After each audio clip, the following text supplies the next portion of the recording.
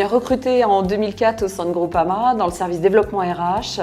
Je coordonne la gestion du handicap en entreprise, je pilote le dossier. En parallèle, je suis chargée de recrutement et de la promotion de la diversité. Mon rôle est d'avant tout d'être à la disposition des salariés pour les sujets qui sont liés au handicap et à la santé au travail.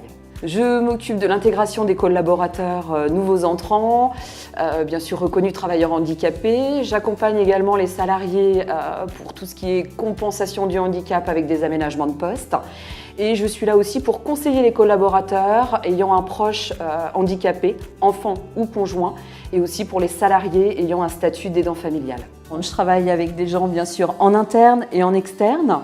Au sein de l'entreprise, donc en interne, je travaille bien sûr avec mes collègues, avec les salariés justement reconnus travailleurs handicapés ou en voie de l'être. Je travaille bien sûr avec les managers concernés, la direction, les représentants du personnel et bien sûr le service logistique. En gros, tout le monde est concerné dans l'entreprise.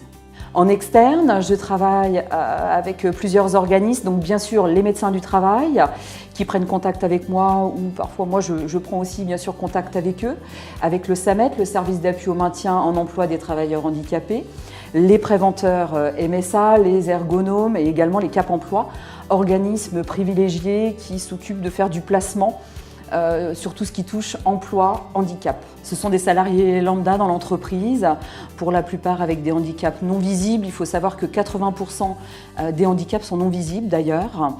Ce sont des salariés qui soit ont été recrutés lors de forums ou tout simplement déjà salariés dans l'entreprise qui deviennent travailleurs handicapés.